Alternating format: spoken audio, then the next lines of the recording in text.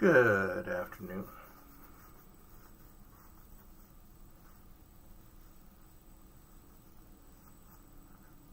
Good afternoon. Jeffrey Ford coming to you from a university. I have to be careful about what I divulge right up front because this has been a heated topic for many years. There are people that have been involved pretty much from the start who, despite their appearances, have not been good for this cause. And I'm not talking about government officials per se. There are people within our own camp, people who have made a career out of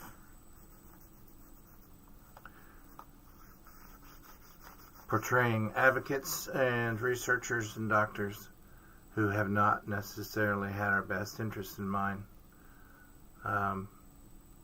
When you're dealing with millions of dollars in research money, there has been some improprieties. But today, I'm going to explain what it is that I've done, who I am, what I'm doing. I did a video earlier today. Didn't really like it much, so kind of redoing it. I've had bronchitis for a couple of weeks, so you'll have to pardon me.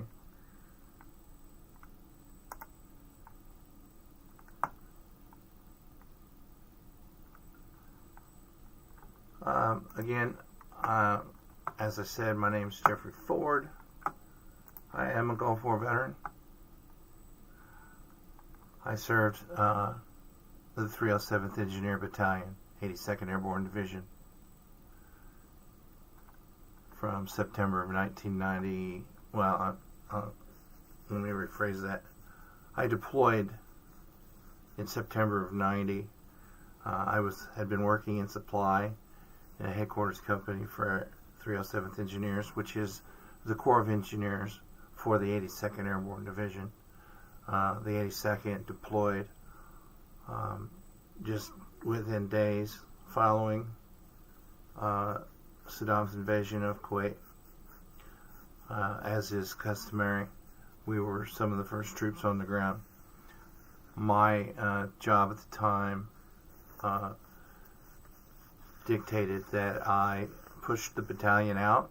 In other words, made sure that they had everything that they needed to deploy, and then worked to get all of our equipment, our vehicles, our Connaxes, and everything we needed for sustained combat to the port down in Wilmington, North Carolina.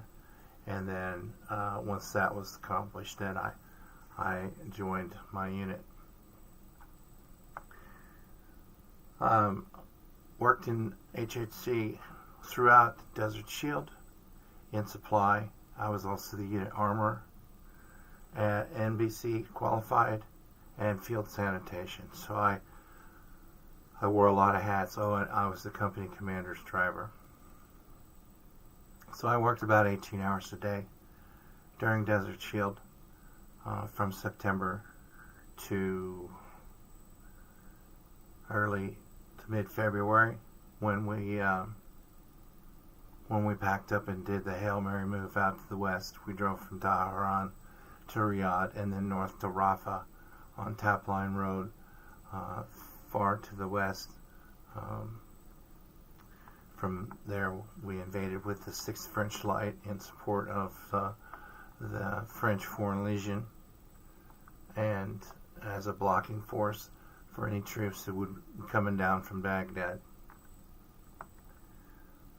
At that time, I was assigned to the Assault and Barrier Platoon. I drove a 5-ton dump truck with 800 flipper mines, which is basically a small mine that is deployed using basically, it looks like a baseball pitching machine mounted on the tailgate. And then in tow I had a mine clearing line charge also known as the Miklik. This was to breach a minefield and then sew it back up after we had gone through. None of which I needed or used. There was no minefields within 75 miles of us, but it was part of the package. So I was attached to the 1st of the 504 Airborne Infantry Brigade of the 82nd Airborne Division, and we were the far left of the Hail Mary move that is now so famous. At the end of the ground war, I was at a place called Talil Airfield, which is, I'll show you here in a moment, on the Euphrates River.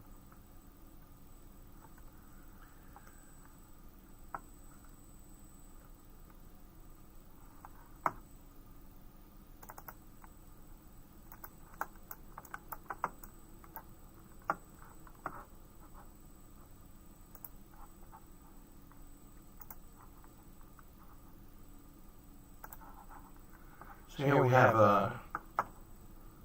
Google Earth Pro. I am 100% disabled, total and permanent to the VA, and as part of that,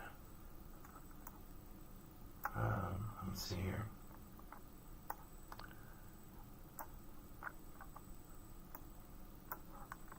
Put our borders and labels on. I used the Chapter 31 VRNE of Vocational Rehabilitation and Employment to obtain my bachelor's in Physical Environmental Geography at the University of Missouri, which I graduated in 2022. And then, subsequent to that, I was granted more benefits where I have just completed requirements for a master's degree in geography with a certificate in GIS and remote sensing, which has been quite useful for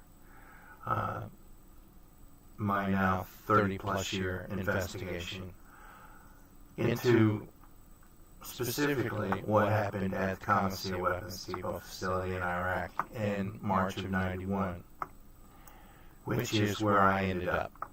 I hauled all the demolition supplies for the entire operation. I was there when Bunker 73 was blown sky high.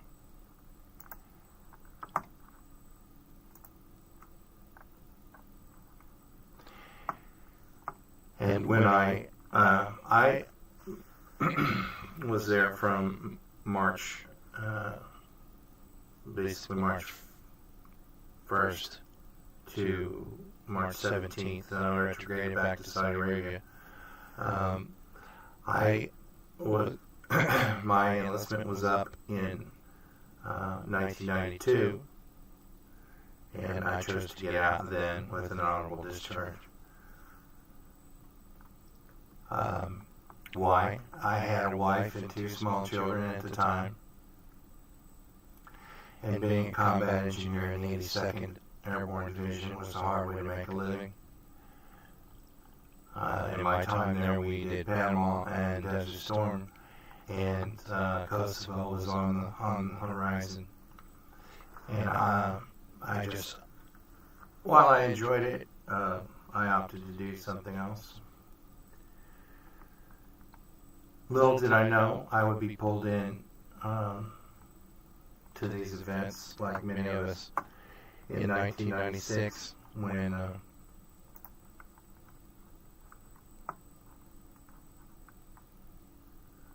I saw on 60 Minutes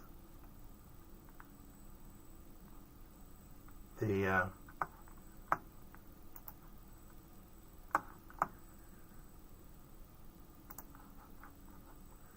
sorry, bear with me here.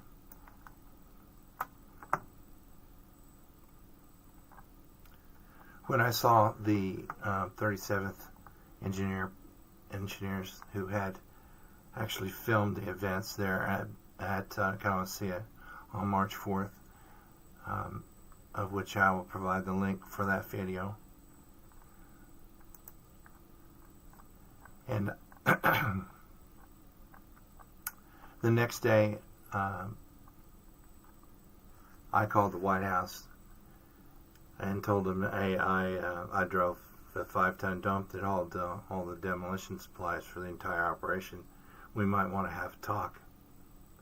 Because we were told there's no chemical weapons in the theater of operation. Therefore, there's no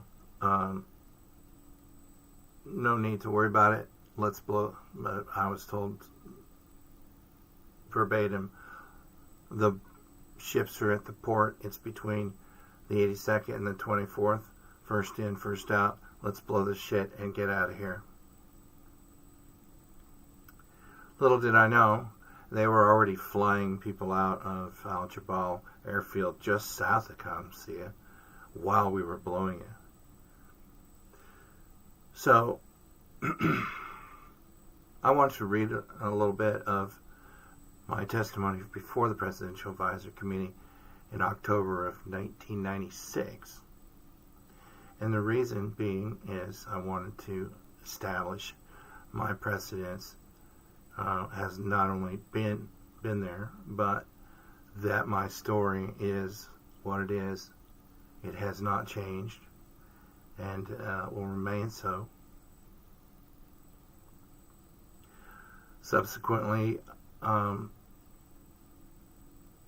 day after this testimony, I was appointed the executive director of the world's largest Gulf War veterans organization at the time, and I went on to testify before United States Congress 3 times.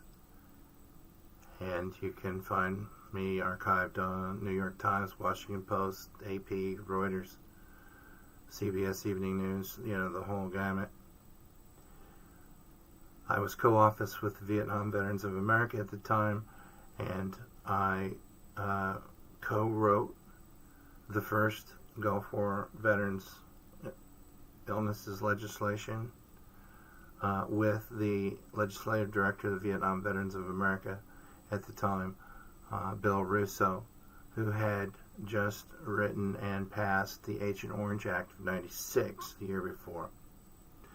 Much of what we wrote in the undiagnosed illnesses was patterned exactly after the Agent Orange legislation, which at the time had several mechanisms for exploratory research, monitoring those programs, as well as recommending to the Secretary of the VA and the National Institute of Health and Academy of Sciences any presumptive service connections that we were able to come up with. It was revolutionary in that it was the first time that you didn't have to have a diagnosis to receive treatment and compensation for service-connected disabilities. That is now what is known as the PACT Act. And it was also revolutionary in that it was the first time that we had begun to address environmental, chemical, biological exposures to our forces. So it was quite a battle back then, because even the American Medical Association did not recognize fibromyalgia and chronic fatigue syndrome and multiple chemical sensitivity. It was junk science to them. Now we recognize those things, and so in a sense it was revolutionary in that way. However, it was a little short-sighted in that, unlike Agent Orange, where you have dioxin that you can study and formulate protocols and diagnostics and service connection presumptive conditions, we didn't have a specific agent or exposure. We still don't. We never will. And unlike Agent Orange, I have often referred to Gulf War veterans illnesses as Agent Rainbow, because it is, in a sense, a multitude of different types of exposures, both internal and external, everything from oil well fire smoke to vaccinations,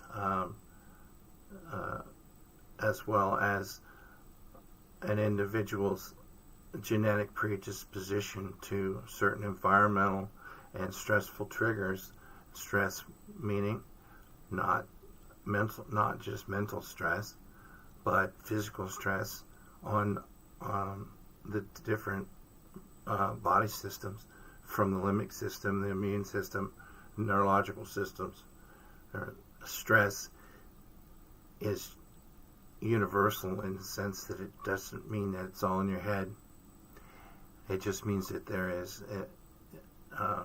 external pressures on these systems, including our own coping mechanisms. But that is not, and I have never said and never will I say, that it is in our head. And in fact, I don't believe that that has been the case even with the VA or Department of Defense since the mid-90s, when it was determined that there was definitely veterans and DoD civilian contractors and family members who showed signs and symptoms of illnesses at rates that were higher than the general population. And that's been recognized and confirmed and acknowledged by the VA since the late 90s, to the tune of somewhere between 200 and 300,000 out of the 700,000 that deployed. When we did the Kansas Veterans Study, I say we, at the time I was also serving in the Kansas Veterans Commission, and in conjunction with my work in Washington, impressed upon them that we should do our own research and not wait on or be dependent on the federal government to do so. And the commission agreed, and the funds were obtained from the governor.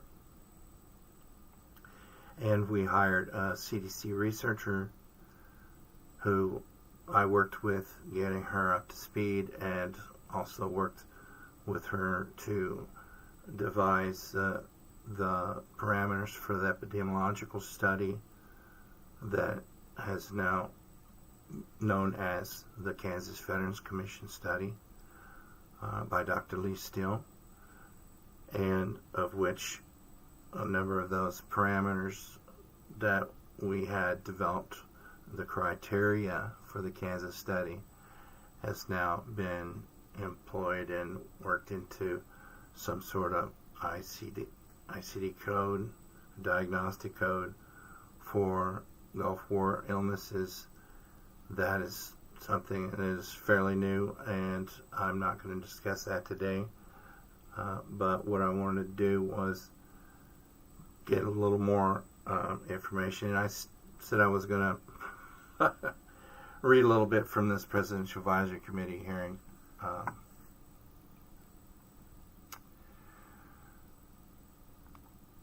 So, let's see.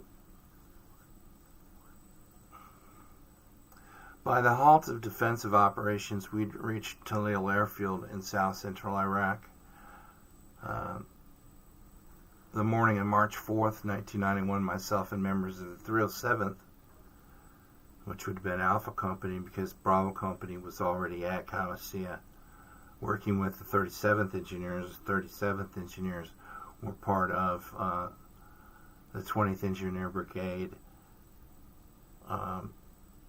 which is part of the 18th Airborne Corps, as is the 82nd Airborne Division. So they were our sister unit, and they were given orders and tasked under the 307th to begin operations at Khamisiyah.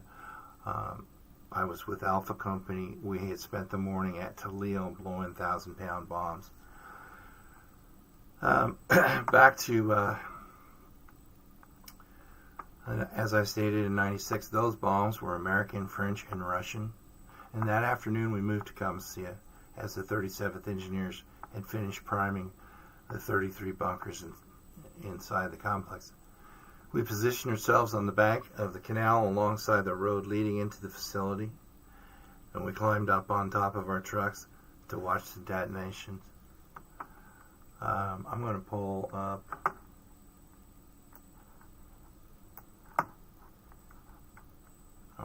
the actual video.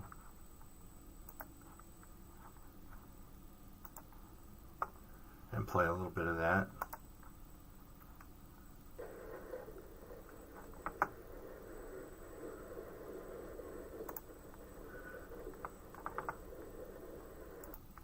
Let me get it queued up here.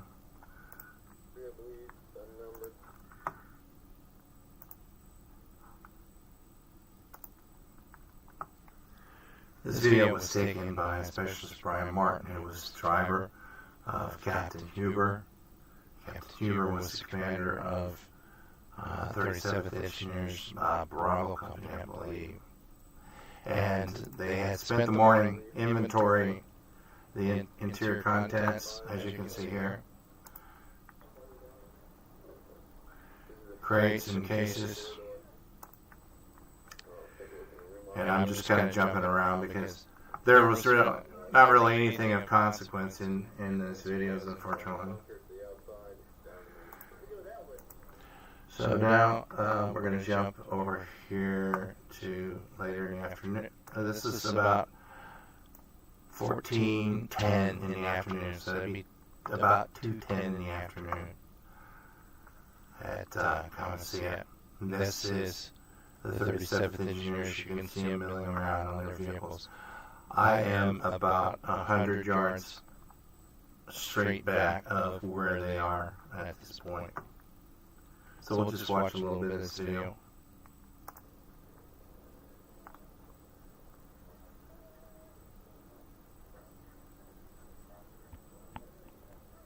In this video, this version is somewhat poor quality, and the reason being is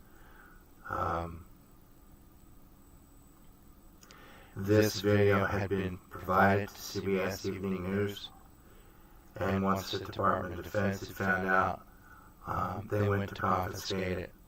So in quick haste, the person who was in possession of the video at the time basically copied it by playing it on their TV and copying it with a video camera. Now remember, this is 1995, so we're lucky that we have this video at all, because it has never been once again made available or declassified, but it's been in the public's and it's been on YouTube for 15 or so years, so once it's out there, it's out there. Advance it a little bit here.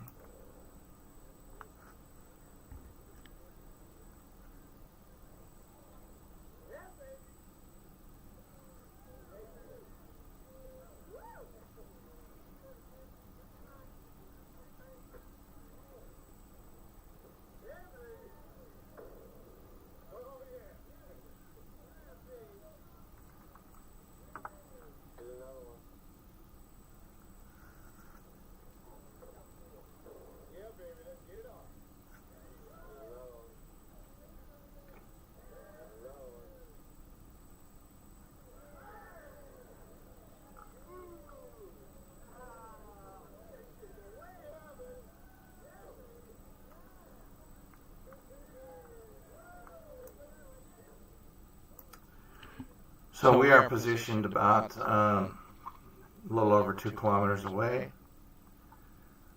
This is 33 bunkers. They were not primed to go off at the same time. So they were primed to go off somewhat with close proximity with one another, but the goal was not to blow them all at the same time. There had been 2 bunkers that had been destroyed the day before in a test shot to check the best way to do it. Now you can see right there that camera swung up in the air. Now the reason being, and this is very important to remember, let's watch that again.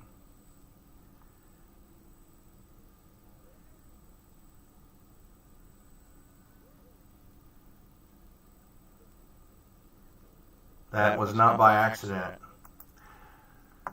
What has happened at this point is, in one of these bunkers, is somewhere at around 1,500, 9 foot long, 5-inch round rockets tipped with sarin, cyclosarin. And cyclosarin is just a thicker concentration of sarin. It's more persistent. It's harder to get off of you. It stays in the environment longer, and it is more potent. It's known as a binary weapon. And now you can see right then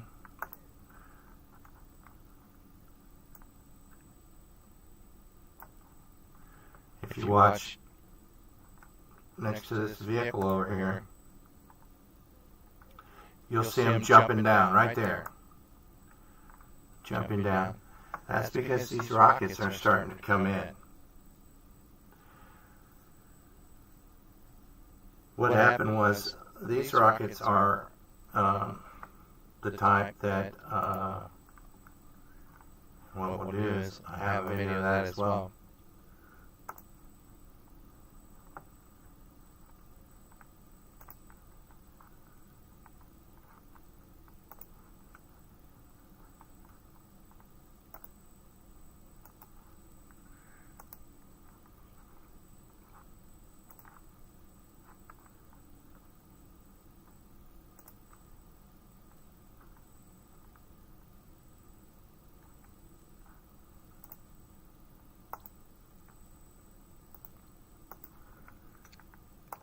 Yes, these rockets are electrostatically charged, launched.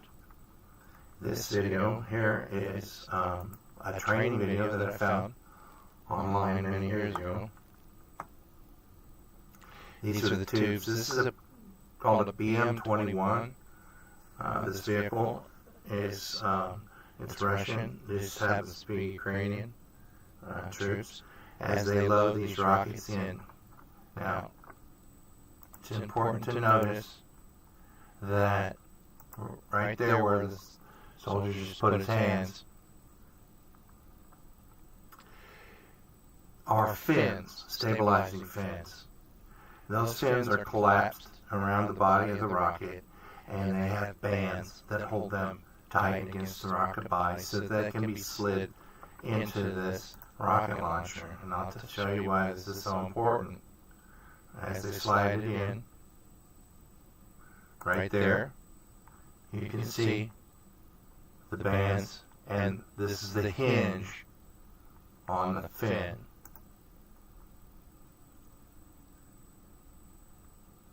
So they slide them into the launcher, and then they are wired together, and so then they launch in succession. And I'll fast forward it to where they just use a crank that sends an electrical charge to the rocket system.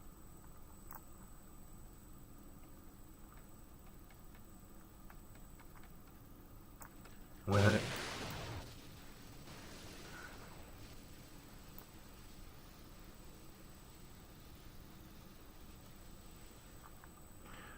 So once they are initiated, there's no stopping it. They just sympathetically launch. Now, why is this important? Because in subsequent investigations conducted by the CIA claimed that the rockets could not have traveled very far because the fins were banded. They claimed that they couldn't have gone much past where we are sitting there watching. The problem with that is it's a lie. The rocket motors have vents, ports, that coincide with the bands, so that once that rocket engine ignites, it ports the exhaust through those vents and burns those bands as they're going out the tube. So that once the rocket clears the tube, the spring-loaded fins pop out, and then the rocket can travel up to 20 kilometers downrange. Now this is important because by estimates, as many as 10% of these rockets potentially flew out of Bunker 73. It's not something that the CIA like to admit, but when they, in May of 1997, part of their investigation, they went to the Dugway Proving Grounds and destroyed some of these rockets, where my assertions that, in fact, some of these rockets had flown out was proven.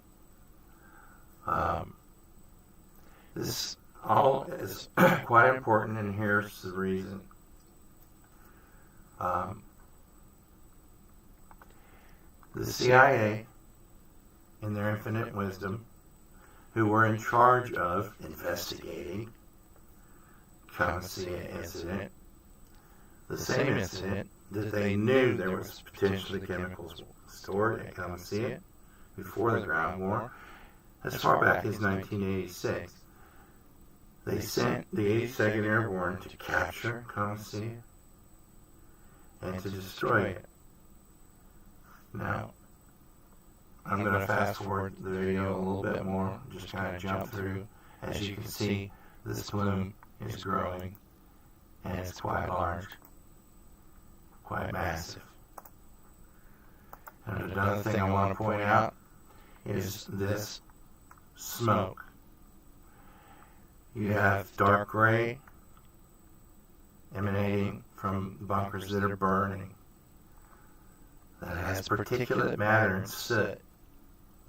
You also have, at the bottom center of the screen, between the two vehicles, white vapor emanating from bunkers. That is not fire. That is vapor. Now, to the best of our knowledge, there was no other munitions stored in any of these bunkers that would have had vapor emanating. It wasn't until, and I'd seen this video myself many times over many years, and it just never occurred to me before that that is actually the vicinity of Bunker 73. And more than likely what has happened here is we are only a few feet above sea level in marshlands. And we'll go back to Google Earth. This is the Persian Gulf here. This is Kuwait, Kuwait City. This is the Euphrates, Mesopotamia Valley. And if we go change the time frame here, much of this was marshland. This is where the marsh Arabs lived for thousands of years in what we would consider somewhat like the Everglades. In fact, very much like the Everglades. Saddam drained these wetlands after the Gulf War and subsequently gassed, murdered, and eradicated the Shia and the Marsh Arabs in the south of Iraq. And so it dried up. Since the fall of Saddam, flash year to 2007, 11, let's see. You can see some of this low-lying marshland is coming back. And there's been it's a World Heritage Site, so there's been a considerable amount of effort put into restoring those wetlands. Here. Sorry, I was in the wrong spot. Going back. So 2016, 2012. If you want to learn how to, look at things from space, I suggest Google Earth Pro. You can do cool stuff like go back in time. That's 94, 1990, 1988. It was quite wet, and there is Khamisiyah right on the edge of it. So what had happened is, and this would be pre-war, I can't zoom in any more than that because then the resolution will default out to whatever satellite shows at that resolution. So currently it's showing from December of 1985. This is Khamisiyah. These are the warehouses up here. These are the bunkers here. This is the canal. And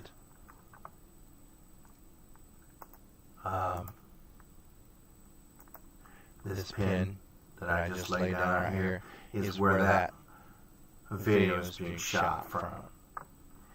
If now that pin, it's in the wrong spot.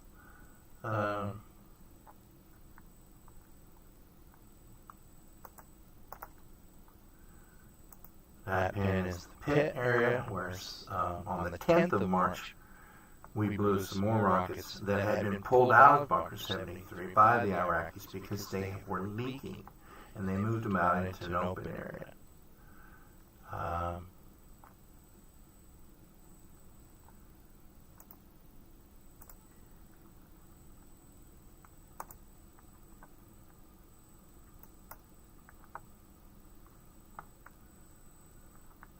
This red line is the distance from the engineers to Bunker 73, right there.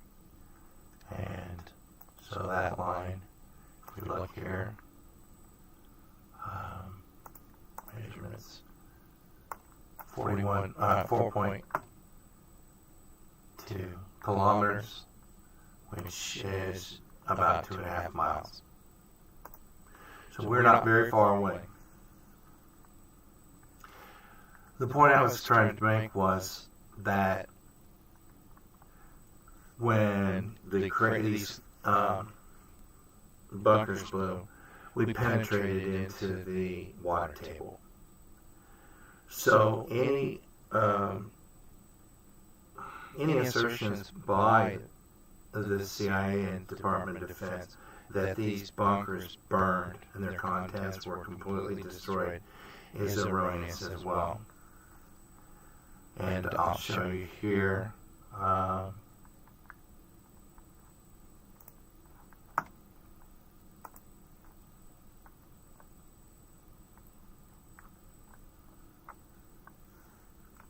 The rockets that were at Khamisiyah had been filled at a plant, a factory called Al-Mathana, which was 40, 50 miles north, generally speaking, and they had been filled there right before the air war began in January, and had been picked up by the Chemical Corps, and they maintained possession. The problem that we had was we did not know how the Iraqis marked their chemical weapons. Yellow bands, skull and crossbones, all sorts of things that you would think would be associated with something so hazardous and toxic. Come to find out, he did not mark his chemical weapons because he did not trust anybody to be able to identify these separate from other conventional weaponry. So the chemical units that picked these rockets up maintained custody. They would have never turned them over to anybody else until they were either used, destroyed, or brought back to the factory. So these are a one-time deal. Once they're filled and sent to the field, they stay out there.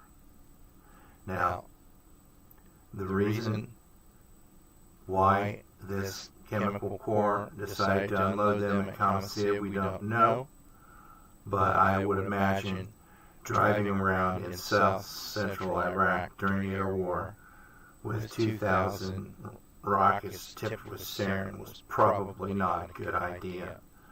So they were looking for somewhere to settle them down, and they unloaded them there at Khamisiyah. And as some of the warheads were leaking, they moved the leaking ones out into an open pit area just south of Khamisiyah, which would be right here on the map, in this open area. They were not discovered by us until after we'd blown Bunker 73. Now, going back to the video,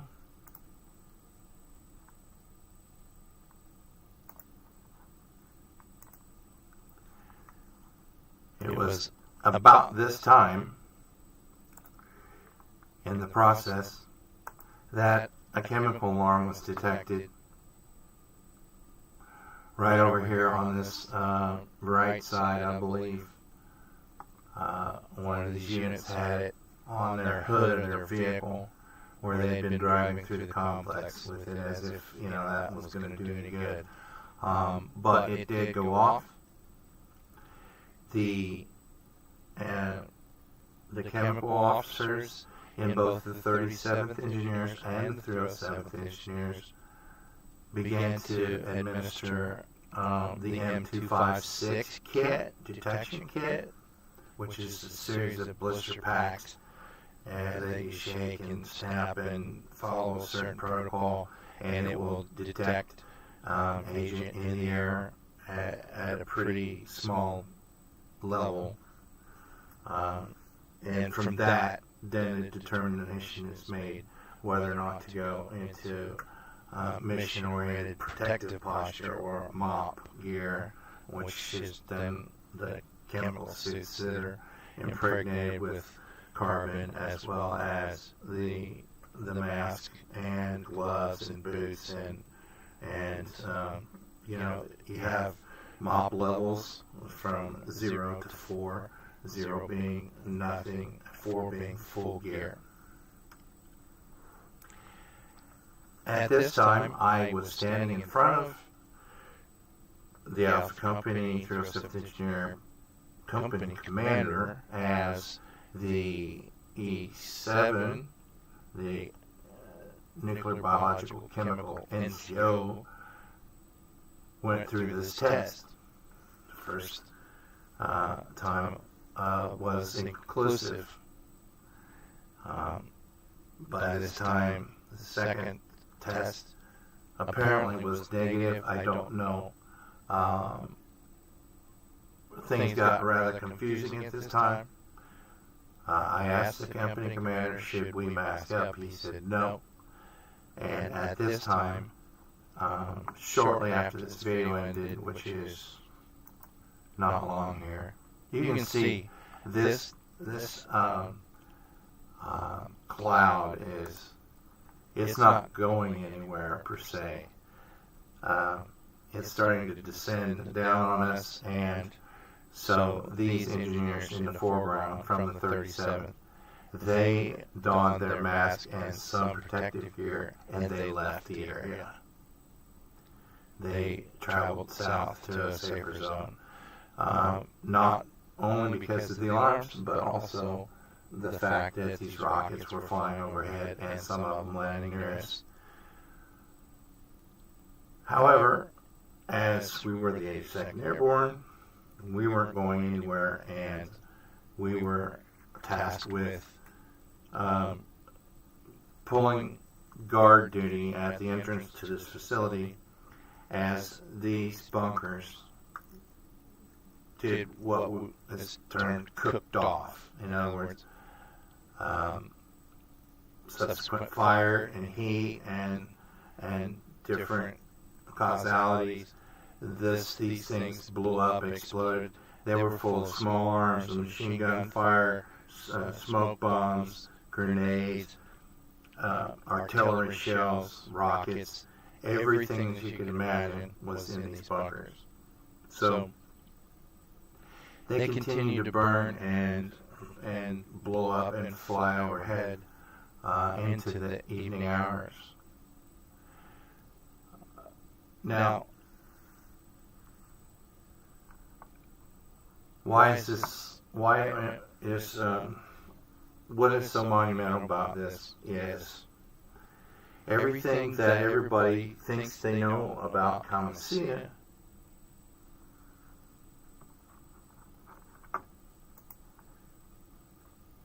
is not this day.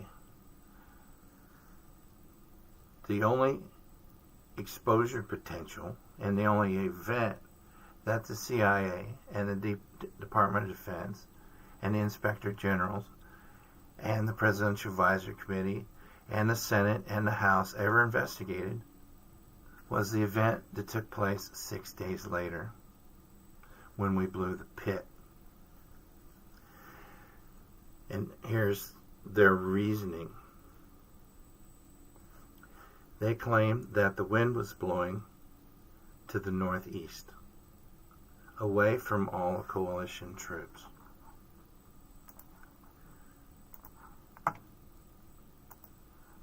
Which would have been, if we're looking to the north, is up on this map. Northeast is conveniently out over this marshland. At the end of the ground war, all of our troops had stopped in place here in this desert to the south, southwest, northwest, north, and southeast. And in fact, here's Jalaba Airfield, which they had begun already flying officers and certain personnel out of the theater of operations back to home base to begin the process of getting our troops back as soon as possible. Why? They had parades scheduled. They wanted to capitalize on this massive victory. So, here we are, blowing this up. Now here's the reason why. They said the wind was blowing to the northeast, and that the contents of Bunker 73 were completely destroyed. Because then they would only have to model and investigate this open pit area that took place on March 10th, 1991. Now allow me to emphasize this wholly and completely.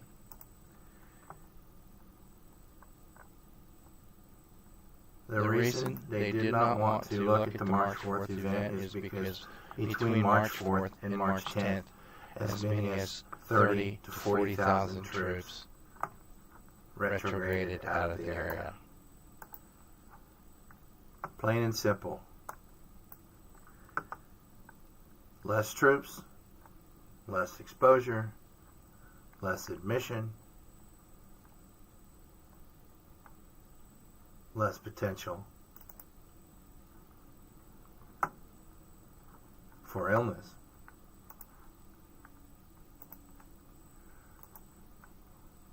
Here's Al-Mathana, Baghdad, Fallujah, Mohammedia. These were all chemical factories in Iraq. And what they did finally come up with, or admit, was this. That on March 10th, the pit potentially exposed troops in this purple area.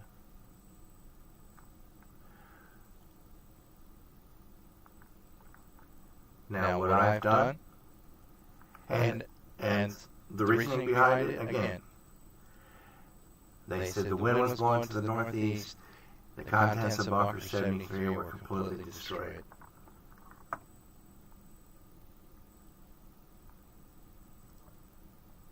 So what I have done, or committed myself, is, first of all, I was there. I know what happened. The wind was not blowing away from the troops out over this marshland. It absolutely was not. Because as soon as the 37th Engineers had donned their masks and departed the area, I grabbed myself and a couple of my men, and we snuck off to the cab of my 5-ton and put our masks on.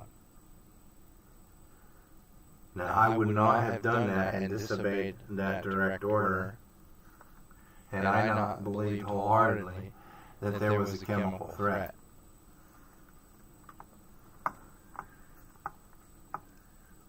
We sat there, I don't know how long, because we all three fell asleep.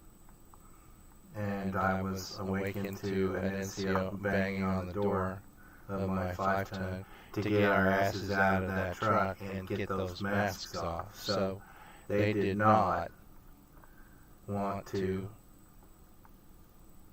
discuss the potentiality for us to have been exposed. This is the floor of Bunker 73. Months later, after the UN inspection teams came through, when the Iraqis were declaring their chemical weapons, and they discovered these rockets. Here's another view. Now, what's important here is several things. This bottom of this bunker is below ground, and more than likely into the water table. Now, I have photographic evidence of bomb craters in the same area that are full of water at this level. There was a point in time where, if you looked at this photograph, you would think that these rockets and all this down in here are charred black from fire. But as I was looking further and realizing, then why are these rockets around the fringes brown from rust? And what is all this rebar laying here? Well, these rockets are not burnt. They are covered with mud. They're black from sitting in muddy, sooty water for many months. And that water level extended up to where you see the brown rockets around the fringe. So, Bunker 73 didn't burn. In fact,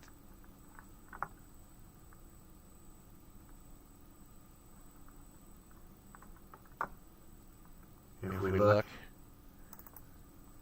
this is part of, again, the CIA DOD investigation into, by this time, March 10th, which was when, let me delineate this a little bit better. These circles up here are the bunkers that were blown after March 4th. These were blown on March 10th, the same time as the pit. What they wanted to try to determine was, from the soot patterns, what direction the wind was blowing on March 10th, not March 4th. Let me reiterate, and let me expound upon this and express this as fully as I possibly can. Ladies and gentlemen, they never modeled March 4th. They said they did. They said they would provide it. They never did. And all focus was placed on the March 10th event. Bunker 73 was down here in these lower bunkers.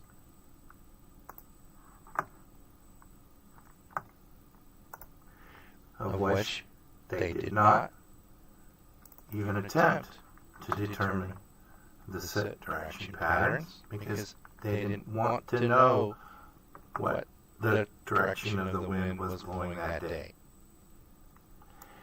And if we look here,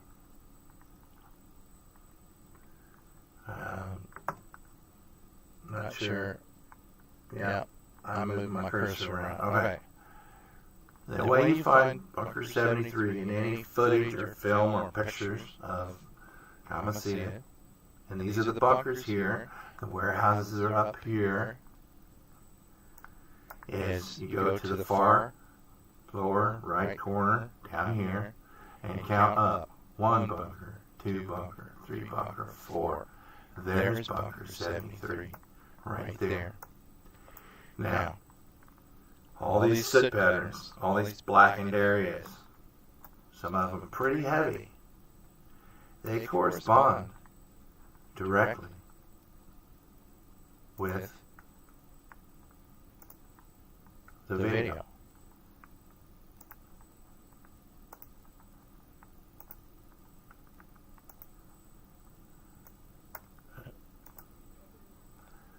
These dark areas, see these plumes rising up, the dark stuff, the really dark stuff.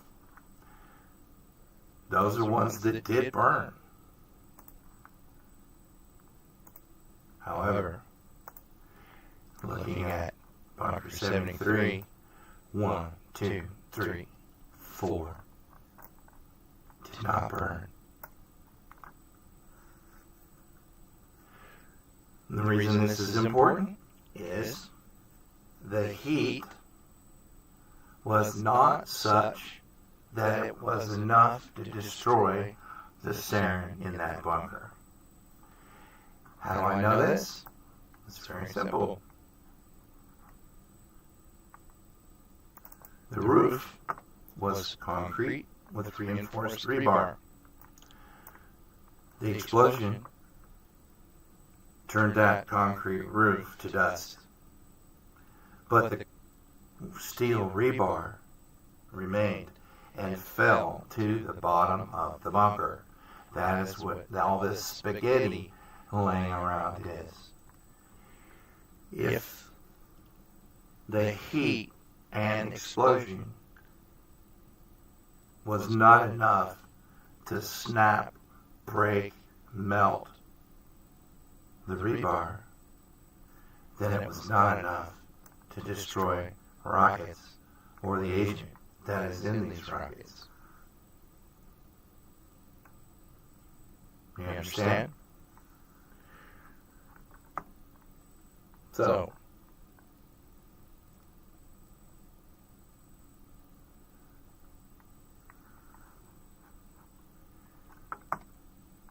there was about 1,400 of these rockets in this bunker when it went up.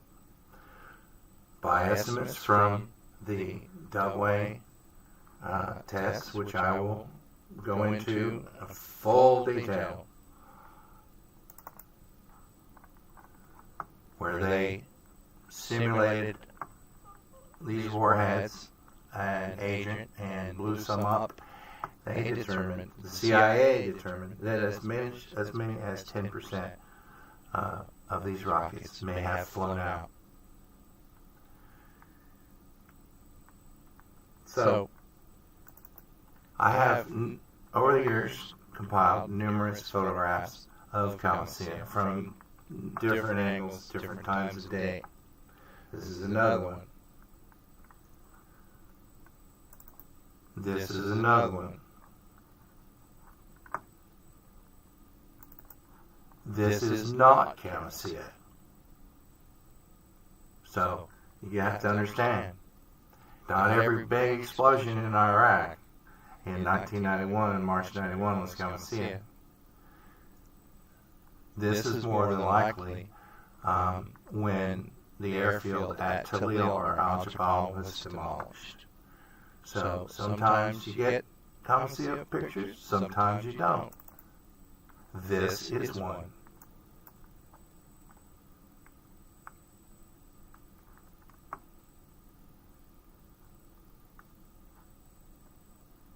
Now, why are these pictures important?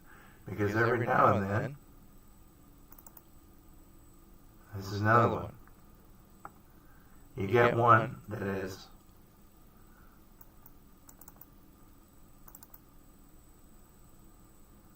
monumental. And this one.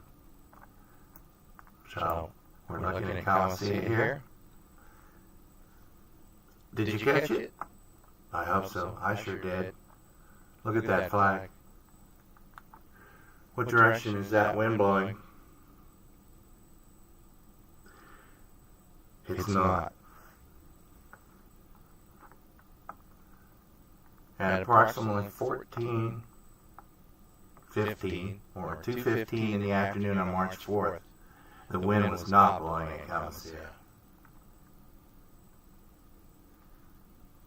And that is not the only flag photo that I have.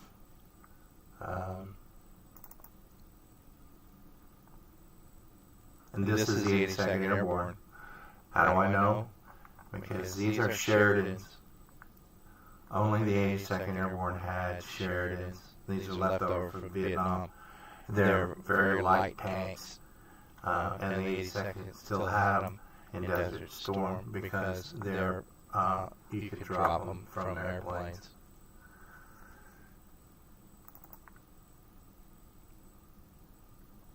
Now, and here's the external view of one of the bunkers.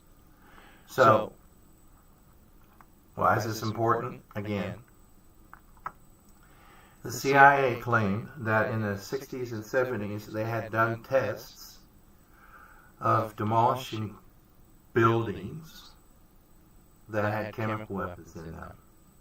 And therefore they knew what happens when you demolish a building with chemical weapons in them. Well, here's the problem with that. The way they destroyed those weapons as a test was thermite and fuel oil. In other words, thermite is white phosphorus. It's an incendiary. And fuel oil is what you burn in your furnace in the wintertime, which causes mass amount of heat. In these buildings, and so far as we can ascertain, there was a test that was cited at Edgewood, and these buildings were igloo-shaped with earth burned on top of the entire building. So all that heat and explosive force was trapped inside that building. And yes, more than likely, what wasn't demolished in an explosion was burnt. However, the CIA never released that report or any report of any tests, any time, of any bunkers and chemical weapons that were ever conducted. And they certainly were not these type of buildings that were very flimsily made out of locally sourced brick and concrete with earth pushed up on the sides and nothing on the top. So when we blew these, it blew the top off, leaving a crater. That crater, the berm angle of which, the berm meaning the dirt that was left, was piled at the same angle as the rocket launchers.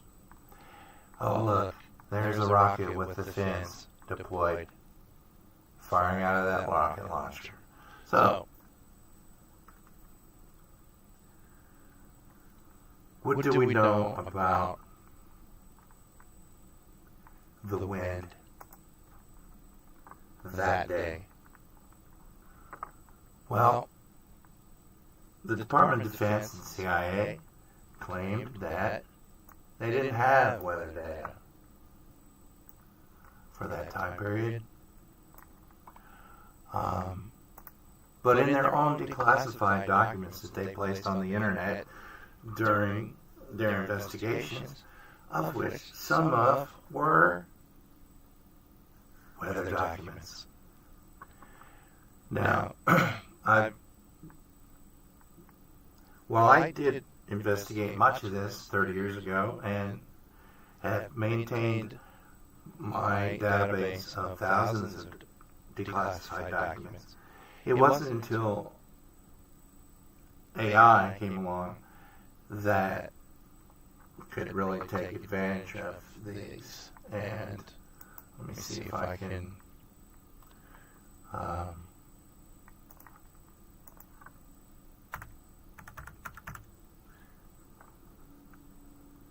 let's see. I only find the original. I have this, which is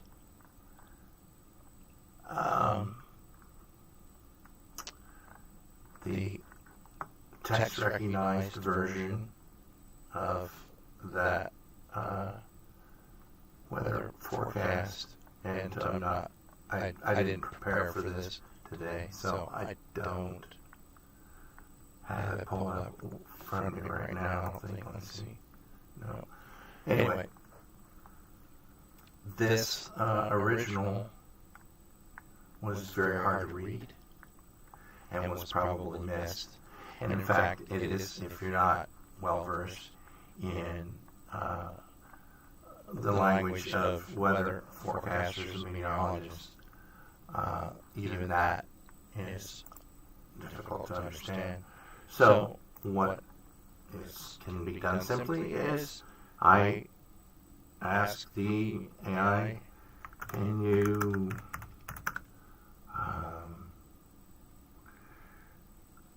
provide a version for what does the forecast say?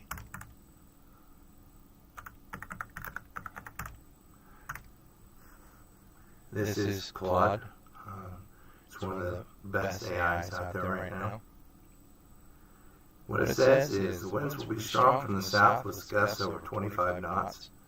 Expect rain, showers, and possible thunderstorms on March 5th. Now that is for the Kuwait area.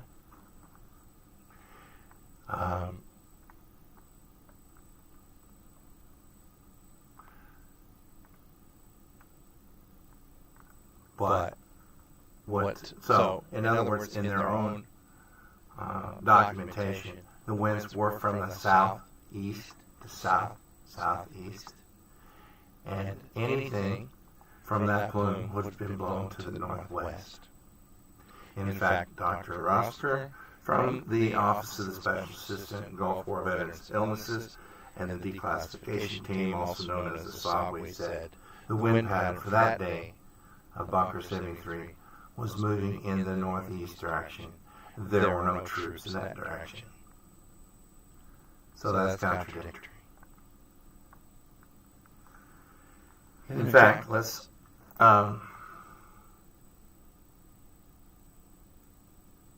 see. We go back out here and look in this knowledge base. I have hundreds and hundreds of these analysis that I have conducted over the last year. This particular one, test team from UNSCOM, let's see, determine the likelihood of rocket motor igniting or detonating when demolition charges are placed. Rockets, anyway.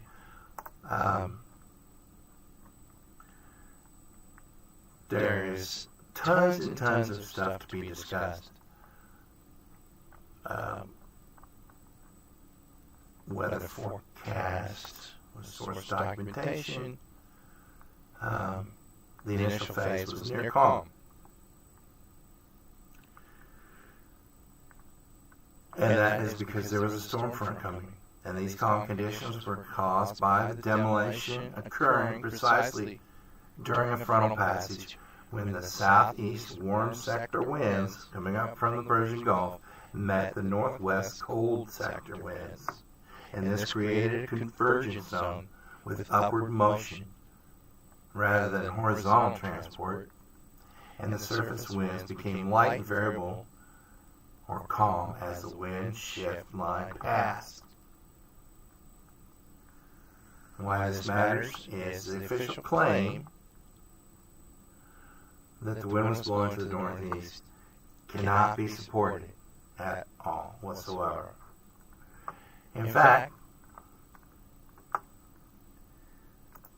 using GIS, remote sensing, I did in fact find not one satellite photo, but many satellites, several satellites, Landsat, Meteosat, some of which are held by the European Space Agency, and different entities who have custody of these images from space. In 1991, on March 4th, I was able to take some of the thousands of government official documents, use the AI to extrapolate and extract the unit locations, unit strength, and their locations, some of which were in 3 or 4 different types of coordinate systems that had to be then computed and reconstituted into one, to where I was able to recreate March 4th to a degree that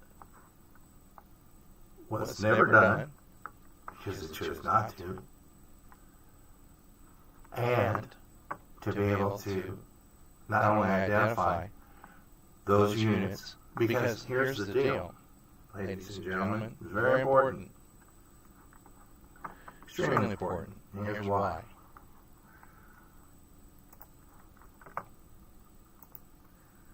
You notice when I have something important to say, I'll switch to my face because I want you to see me say it. Those troops that were determined to have not been exposed were only those troops that they determined were there on March 10th. So if your unit, if you were there from February 26th, I think, 27th, 28th was the first when coalition forces entered that area. The tracking of those units stopped and were not registered in any of the DOD or CIA investigations, because if March 4th Bunker 73 did not expose troops, then why would they report their locations? And they did actually report their locations. In early 96, 97, when Bunker 73 was still a possibility, they released information as far as those units that were potentially exposed. And so we have a hint of what units were there in the area on March 4th. Fortunately, at the time, as I was working on this issue, as a report would come out, as documents would be released, they were retrieved and secured on hard drives. I have kept those hard drives through hell and high water for 30 plus years. So I still have those documents, most of which have been taken down off the internet by the Department of Defense just in the last few months and no longer available, very much against the Sunshine Law of which they were put up there. They were sent to the National Archives and taken from a category of declassified and reclassified so that nobody can look at them again. Yes, that's our next fight. And that's a whole nother story. But here's what I have for you. Because my intent here is to prove or to show by the government's own criteria, more likely than not. We know that statement, don't we? That good old nexus statement. Were troops potentially exposed on March 4th, Bunker 73, more likely than not? Because for the last 35 years, they've said no. And they looked at March 4th and they said, maybe some were exposed here. Remember the picture with the little pink, the little purple plume. But if your unit wasn't under that purple plume,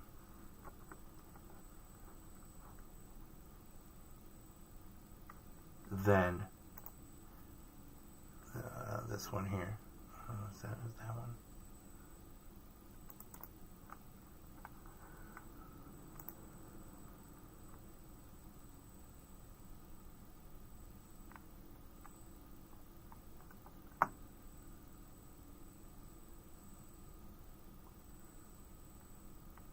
See, how do we know what was in that bunker? We have inventories.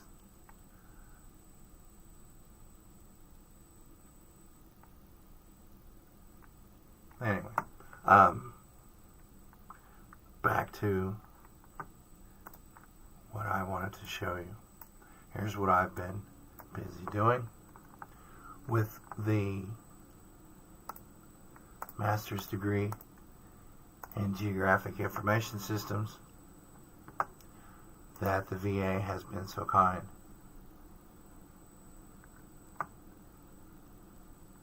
to provide.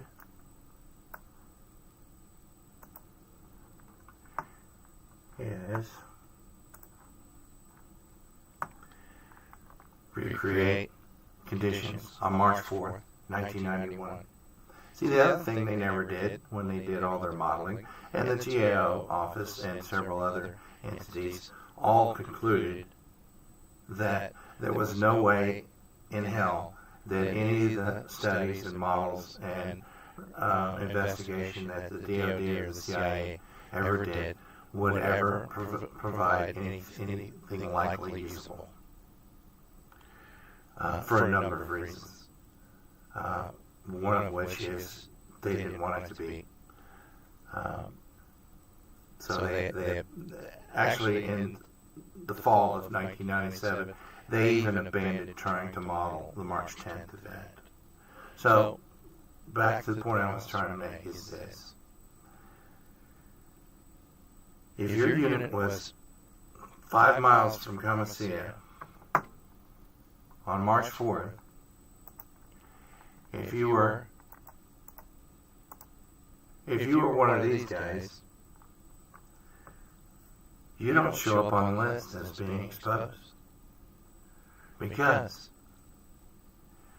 according to their efforts, there was no chemical that came out of Bunker 73 that day. So you don't show up on a list. And the list that you did show up on was corrected in the year 2000, and everybody was taken off. Now see, that's where we get back to why this is confusing, and is that most people don't know about the March 4th Bunker 73 event. They assume that there was just the one on March 10th, when in actuality, and I'll show a series of podcasts, the March 10th pit explosion probably didn't expose anybody. Because, in fact, there wasn't enough demo. The rockets were laid out in the open, and the way they were primed and detonated, they were just scattered around. There was no fires. There was no controlled explosion. And basically it just flipped them up in the air. But at the time in the Clinton administration, they had to have something. So they gave us what they always give: bones. Well, here's the meat, ladies and gentlemen. Right here. This is Kuwait. This is the Saudi-Iraq border down here. Let me turn some of this off. Now, we're getting into, this is not out of a government report. This is not something I snipped off the internet. Okay?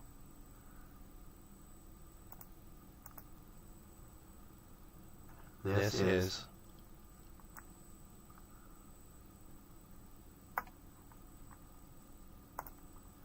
starts with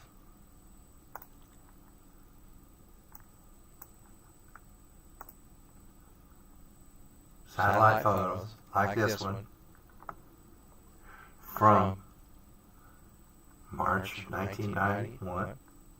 Some of these are actually from March 4th, 1991. And they are retrieved from different agencies. USGS is one of them. And then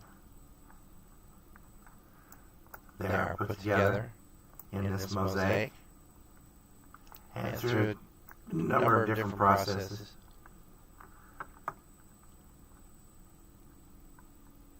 Contours are extracted, hill shades, so that you can actually see what the terrain looks like. Yes, it's relatively flat there, but it's not flat there. And that's why it's important that any modeling that was ever done include the terrain. Well, it was never included, because terrain affects smoke and vapor that is going to travel along the ground is affected by the terrain. They never included the terrain. Now, why is it important? Because not only are we concerned about which direction the wind is blowing, but it's also important that we understand the dynamics of how things move along the ground. Khamisiyah, which, let me see here.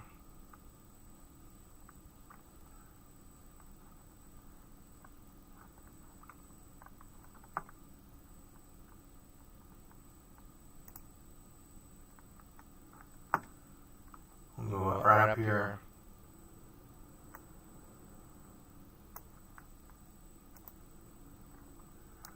The canal position through 7th engineers, and right here is at the canal. That's where the video was taken. So that gives you some idea. So that area is flat, where that marshland is. And this is completely flat right in here. And here, I can show you what happens to the terrain. Here we're back in Google Earth Pro. isn't this cool? And getting a whole benefit of a degree right here. So I'm going to draw a line in the direction of travel of what I would characterize as which direction the March 4th plume potentially traveled. So of about 25 miles, and then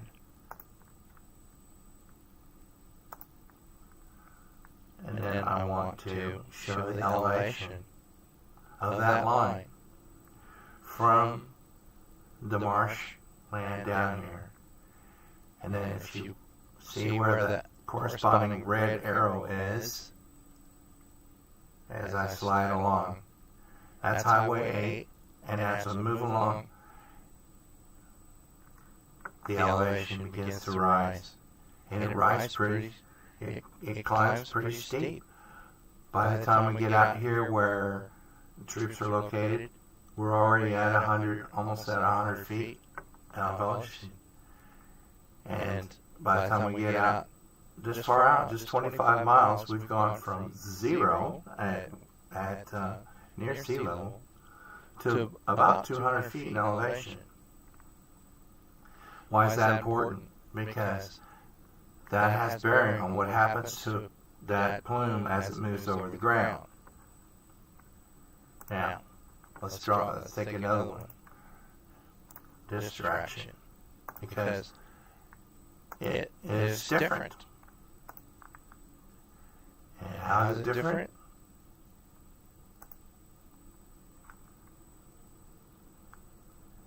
It's flat as the Mesopotamian Valley heads toward Kuwait. I'm not sure what that is. And then it rises up here. So there's variation across this landscape.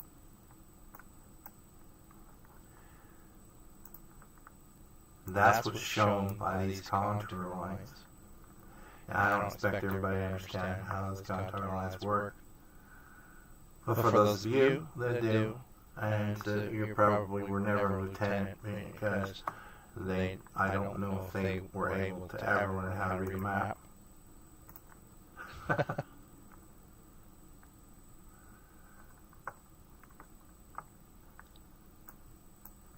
But what we can do is this, to make it a little more understandable, and turn the contour lines off.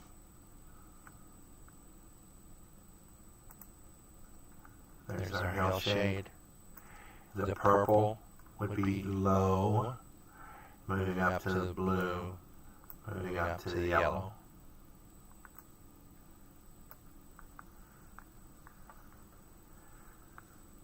So why is that important? Because of channeling. As this took place at 2:30 in the afternoon, and it was March, early March, so by 5:30 it would be dark. And as dark comes, things cool down, and vapor would begin to travel to the ground. This is critical, because if I zoom in here, it's kind of hard to see. Here's what we can do. This is the beauty of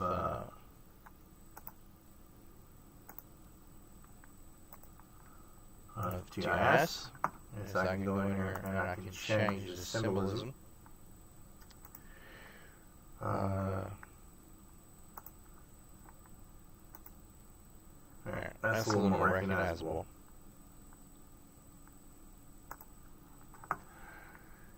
So, you can see here, these are low areas.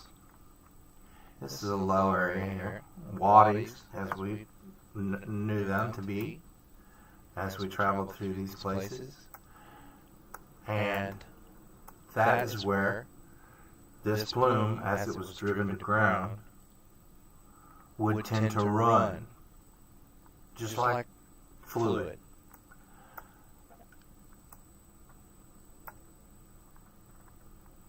Now, why is this important? As I was stating, I have reconstructed where our units were on March 4th, or if a unit had a location from the intelligence documents provided by the DoD, if they had a location that was on or before March 4th in this area and had no intelligence to counter them having left the area. In other words, to the best of our knowledge, they were still there on March 4th because there was no countermanding evidence that showed that they had orders to retrograde back to Saudi Arabia or to move somewhere else. Because if they had orders to move somewhere else, I would have those locations. Basically, we pretty much froze in time and space as soon as the ground war ended and the ceasefire was being signed. We stayed in location. Now there was some movement around, but generally speaking, everybody just stopped where they were.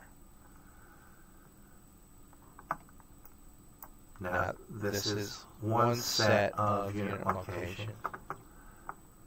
If I add, and some of these have changed or need refinement. I've got several of these maps that I've been working on.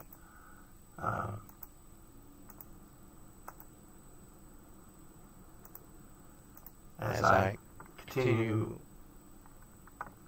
clicking on, there is a good number of units, and we're talking, each one of these represents regiments, battalions, brigades, divisions. This is the equivalent of about 150,000 troops. Not just United States, but British, French, Syrian, Saudi, Kuwaiti. Bob's and their uncle was up here on March 4th. On March 4th. We don't exactly know in what order or what times that some of these units retrograded, but we do know that many of them were still in the area on March 10th and would have been counted. However, if you didn't fit under that plume, let's see, that might be in a different. If you weren't under the March 10th plume, then you weren't exposed. You're not on the list. There shouldn't be a list. But we'll go into that later. So here's what I'm going to do. I'm going to turn off these unit locations because it's somewhat distracting. Just to know that there's about 125,000 troops still up here on March 4th. If we take into consideration, so let's over top of this, let's look at several things from the satellites that I was able to pull. Now this is where the government is not going to be happy because they claim that none of this existed. And I kind of went along with it for many years. It was the other side of the planet. We just don't have the satellite imagery. Well, not true. Because we have one satellite that shows us the duration of sunshine that day. See how the color changes as we overlay it onto our ground. We have surface downwelling shortwave radiation. In other words, as the ground is warmed by the sun, we pick up from satellite that radiation. That's what that looks like. And then we have photosynthetic active radiation, assuming that there's clear sky. There was clear sky that day, and so there's a lot of radiation warming the ground. And if I zoom out, it's not, there's all of Iraq. In fact, I have it for the entire side of that planet. We know what was happening, because there's a front coming. That's what this really dark area is cold. These satellites detect radiation, ground heat, radiation from the sun. If there's clouds, then there is no radiation and it's cold. That's why it's dark. The sun is not shining on that spot at this time of the day. But it was shining. It was shining here. And for some reason, it was really shining warm in our area of operation that day. I have not quite pinned down why. So, I think some of that has to do with, well,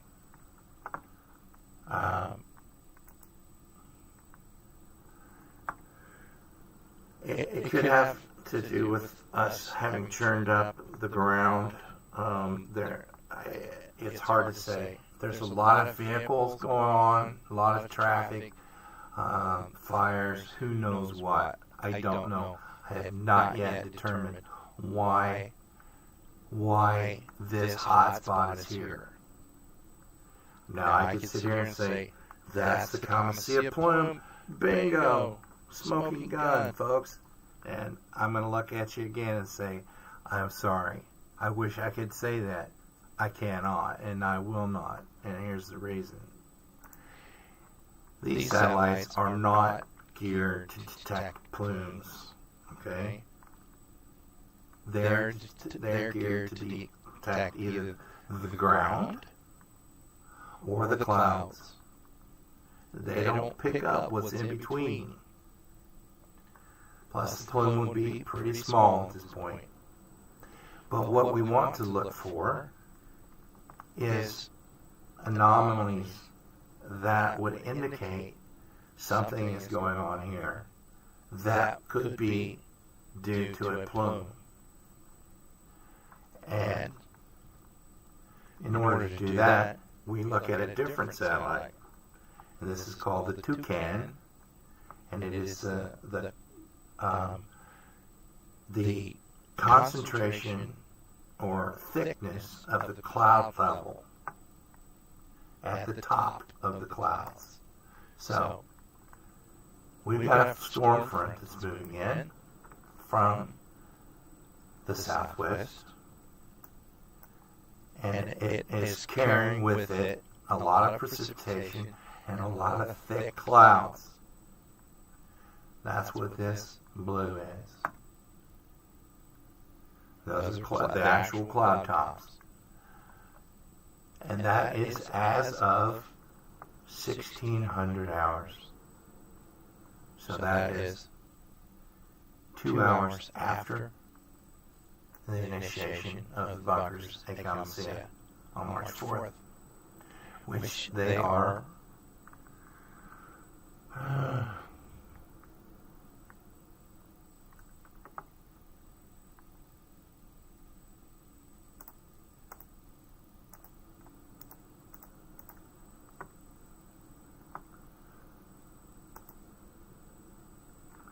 right up here, bunker 73. So keep that area in mind.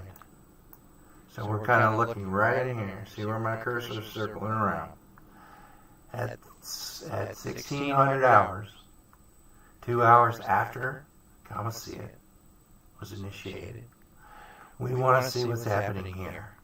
Is there anything happening?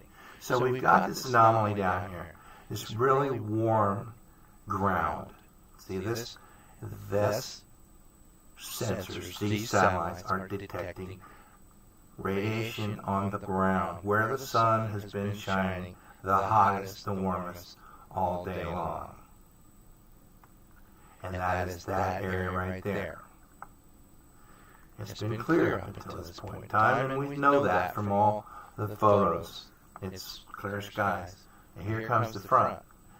Now watch what happens. So that's 1600 hours. Or 4 o'clock. Oh, wait.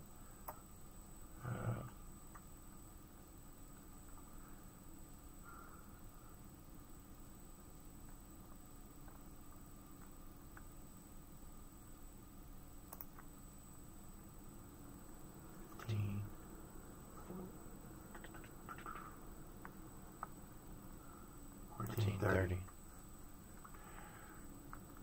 Just 15 minutes after Khamisiyah was blown, you can see the nearest cloud is about 100 miles out here. At 15:30, it's still out there. Has not. Let's see. That's the next day. Sorry, didn't mean to confuse you. 15:30. Let's back up. 17, 16. Okay, 16. So that's 4 o'clock. At 5 o'clock, it is right here, beginning to pick up Khamisiyah.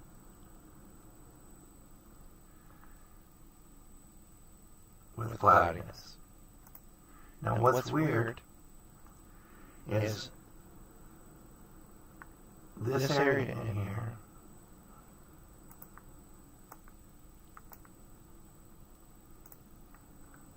this big open area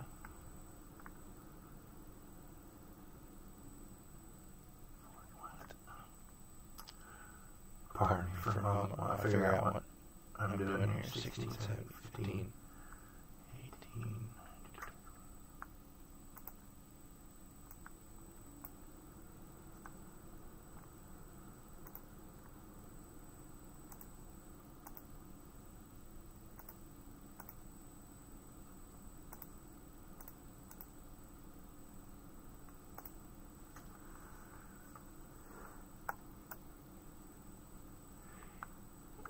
This big warm area, the clouds seem to be parting or going around.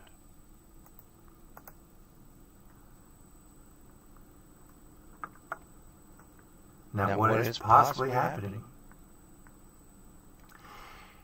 is this really hot area is stalling this front and breaking up the cloud layer. There's a lot of heat pushing up from here.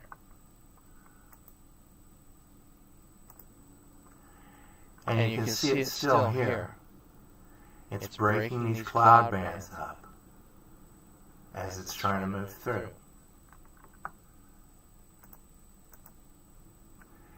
And even here, wait, that's 3, 5, that's the next day at 5 a.m. It's still hot in that area.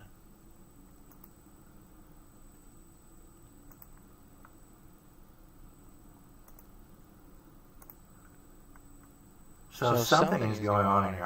I don't know. I'm not a meteorologist. I'm a geographer. But I believe that it's too early to speculate.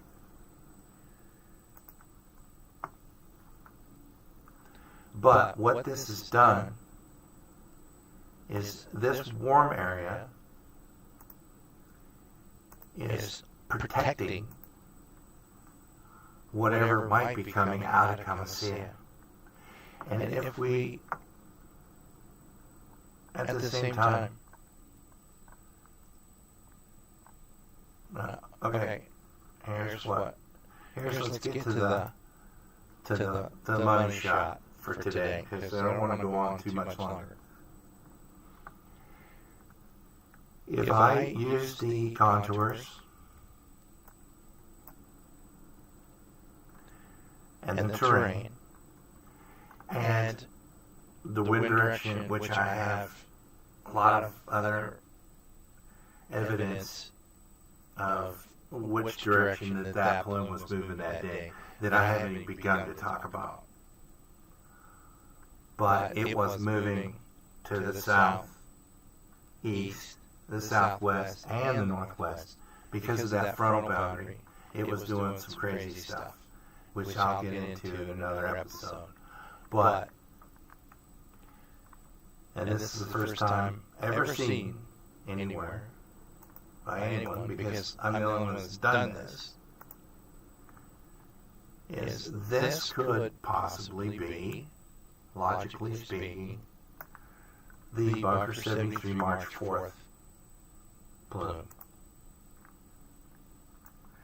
If you see, it follows the terrain.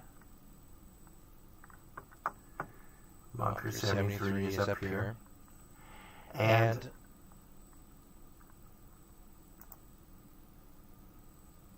right here where it says 07th Engineer Battalion, that's Khamisiyah. Because we had weather reports of wind blowing from the southeast to the northwest. I also have video analysis of the engineering video that shows that that plume was actually spinning. It was rotating. It was some of it moving. The top of it was moving to the southeast, and the bottom of it was suspended and moving out in this direction. How do I explain that in terms that make sense? As a weather, we've all experienced weather fronts coming in. Depending on where you live in the country. That weather front comes in from the west. And you're sitting where it's nice and warm, and that cold front is coming. Now, what happens to the wind as that cold front approaches? Is it pushing the wind towards you as it comes? No. It's pulling that warm air from where you are up under that cold front. Right? Because all of a sudden, the wind switches around from the east, and it's sucking that warm air up under that cold front. That's what it did to the plume at Khamisiyah as this cold front approaches.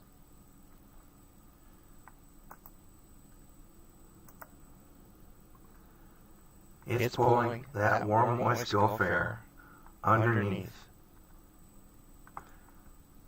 So, it's basically, and I've got all the data to show all this boundary layer mixing and whatnot as the nocturnal perimeters start compressing this plume as it's also moving uphill at the same time. And it's sinking down into these lower areas where our troops are camped.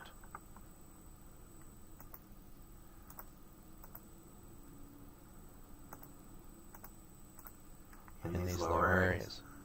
Then it rained, ladies and gentlemen. At about 2 o'clock in the morning, it poured down rain. You would think that, oh, that would be the end of it. Well, no, sorry. Sarin doesn't wash away very well. In fact, it doesn't wash away at all. What ended up happening is it, so let's look right here. This spot. This area, these circles, are depressions. They are all over the place. Depressions, depressions, depressions. Depressions, wadis. If you've ever been in the desert, ladies and gentlemen, for those of you who haven't, when it rains in the desert, water starts boogieing. It's all over the place. So that night, it rains, drives all the agent to the ground, and then we're driving through it, splashing it through all of our vehicles, and the next day, the sun comes out, and what happens? It starts to evaporate. It starts to turn to vapor again. Because of the soil composition in the Mesopotamian Valley, which is really fine. It's not sand. If you've not been there, you don't know. It is not sand. The sand that you think of being in the desert in Saudi Arabia is down south where the dunes are. In the Mesopotamian Valley, which used to be very fertile, the most fertile place on the planet, it is like talcum powder. And when it gets wet, it gets sticky. And in fact, we got stuck in the mud that morning. It was stuck on our boots so thick that we couldn't walk. Ask anybody in the 101st Airborne what it was like to get stuck in the mud. So what happens is that clay layer prevented the sarin from penetrating the ground. So it laid on the surface, was splashed around, and reactivated. Not just March 5th, but March 6th, March 7th. And how do we know this? Because when the CIA modeled the March 10th event, it also rained. And they modeled the evaporation and transport of that evaporated. And when I say evaporated, I don't mean gone. It's not gone. It's reactivated from those pools and those puddles. And we've all seen it on a steamy morning when the sun comes back out after it's rained and it starts to evaporate back up into the atmosphere. So we not only got dosed from the plume, and keep in mind also, those bunkers kept emitting. It wasn't a one-shot deal.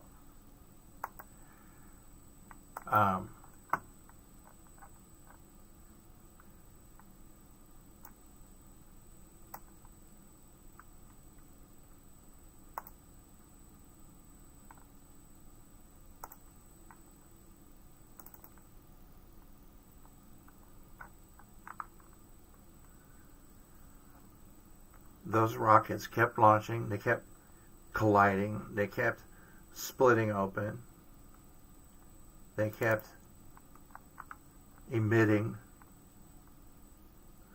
like a broken fire hydrant or a main, a water main.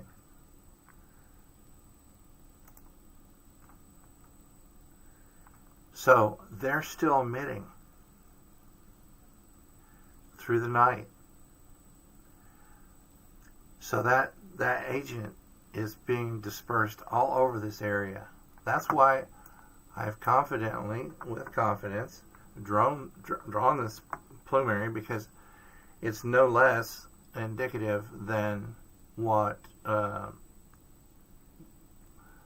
CIA and DoD came up with as far as their exposures. But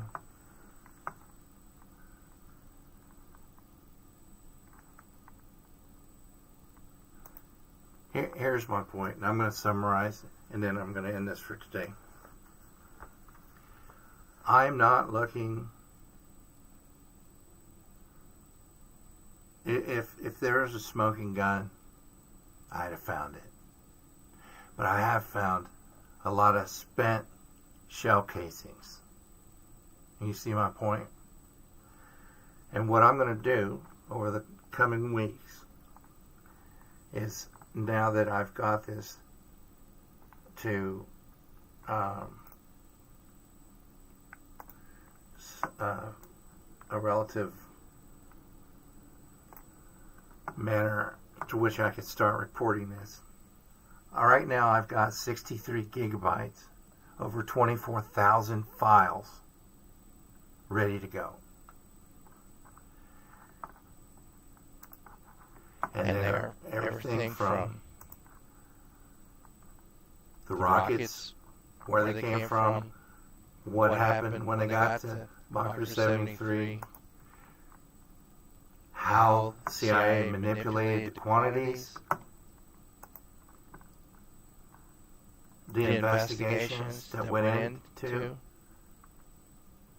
just the rockets, gag orders from the Department of Army IG to the officers who were involved, who were gathered up from Alpha Company 307, the 37th Engineers, the Chemical Officer, Company Officer, everybody who was involved in the destruction of Khamisiyah Depot.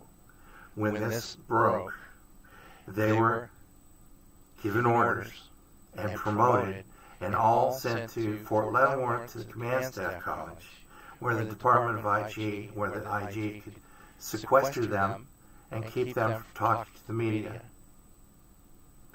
However, me knowing this, I called all the media outlets in Kansas City, where I'm from at the time, who I had been doing interviews with, and said, call Fort Leavenworth, all 4 officers are there, demand interviews. So they had a press conference, of which that transcript has never been released. Story there. All kinds of stories. We go look at my Google Drive. Let's see. My drive here. Just in the Khamisiyah portfolio. I've got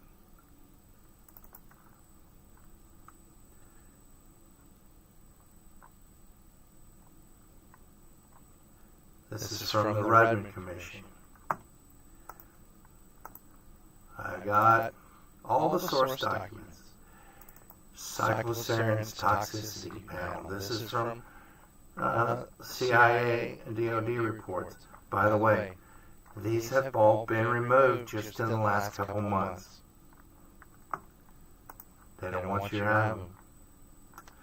I've got everything from the VA Research Advisory Committee hearings. Whole nother story there. Oh man, you're gonna not like this one.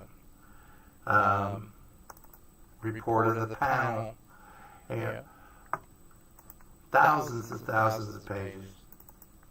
Here's the parameters as far as the rocket systems go. Here is a report from 2016 on the VA research portfolio. All the research that's been done. By the way, I can pretty much tell you with a certain amount of confidence that I know what caused Gulf War syndrome. It is, and it is not what you think. There has always been a level of cover-up here. There's no doubt about that. The CIA, the DIA, they all knew that there was potential chemicals stored at the site. They sent us there anyway. They didn't warn us about it. And then they told us not to worry about it. And then when they found out that we had in fact blown up the chemical weapons there, because the UN had found them there when they came through, and when I say found them, I'm talking about the rockets there in the bunker. They drilled a hole in one, and sarin shot all over the guy that was drilling the hole. Luckily, he had his gear on, but it took him 45 minutes to decontaminate the poor bastard. But the DOD and the CIA said, oh, the Iraqis planted them there to make us look bad, yada yada. It's the UN, you can't believe them. And they covered it up for 5 years. Then we drug them through the mud and made them start investigating, and then they lied about March 4th. And they covered it up even further. And then they downplayed March 10th to where they basically, by the time they were said and done, and negated it down to very little exposure at all. The problem is The March 4th exposure was monumental. There was a massive amount. We're talking about a public swimming pool amount of sarin was in that bunker when it blew up, of which one pen drop will kill you. Their contention was all along. There was no acute exposure, therefore there's no illness. But I will show, more likely than not, it took a very small amount in conjunction with other parameters such as the pills that we were taking and genetic predispositions, all of which are documented research that has gone on in the last few years. We've got so these are just, this is just what's in my Google Drive right here. That's not what's in my hard drive. Okay, so I will say this, and I don't believe I have or would have ever said this until recently. I am the expert. All the people who were involved in this have retired or have been stuck in a niche. They don't know the big picture. The ones who claim they do are the ones you really have to watch out for if they can't provide what I'm providing you. Evidence, science, facts. Now, I take all these reports, this is the DoD report here, the presidential, all their narratives, okay? And go into my AI. Here's just the document processing protocols. So let's see. Take 500 documents at once and run them through this batch with all these criteria, okay? Primary government documents, verified scientific medical studies, analytical, witness testimony, topographical, advisory, operational reports. These are all then categorized and verified. You understand?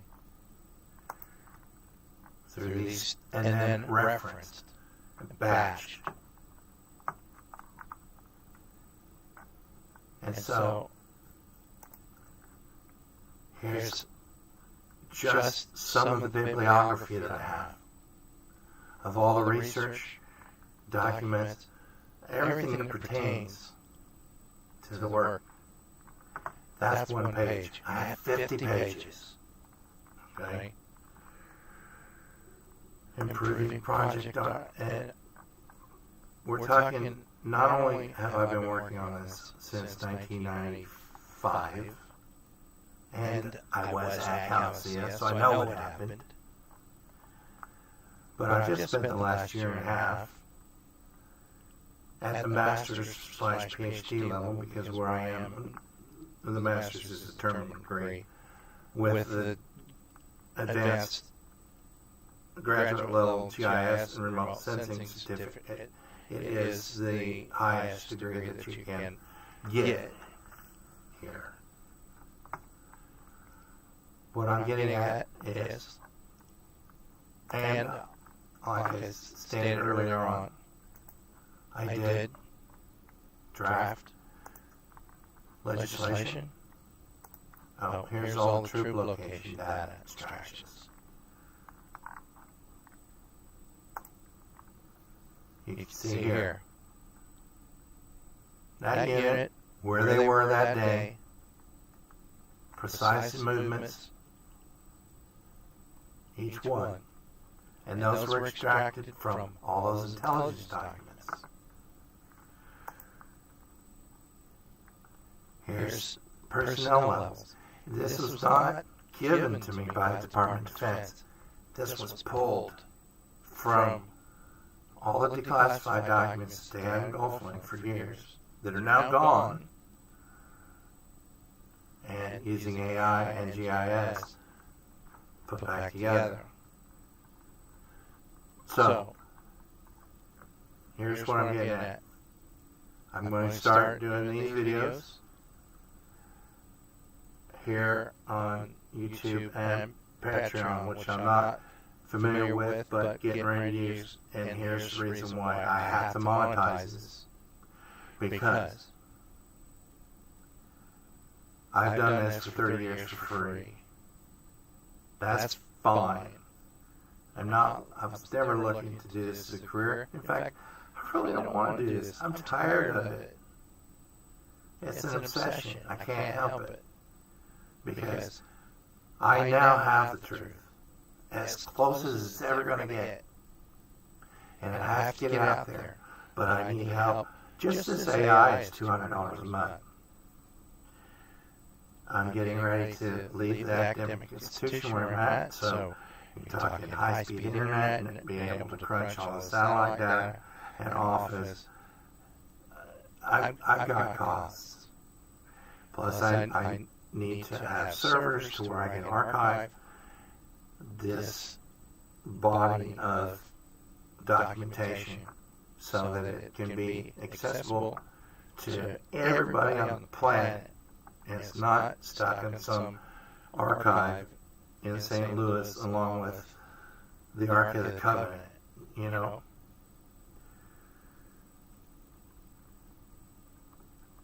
The people who have been involved in this are either medical researchers who've been paid by the DoD or the VA, or they're so-called veterans advocates who, aside from, if you're not with the VA, the VFW, American Legion, DAV, and, you know, congressionally mandated chartered organizations, the Vietnam Veterans of America, if they claim to be from the Wounded Toxic Warrior Veteran Group, ladies and gentlemen, it's bullshit, okay? Look up their group in the IRS, pull up their tax returns. It's one or two people, if that. And it's the same 10 or 12 people that it's always been. They have an agenda. I'll get to that after I've proven this case for the benefit of the veterans. But there's people out there that claim to know what they're talking about, but they cannot provide you one bit of any of this. None of it.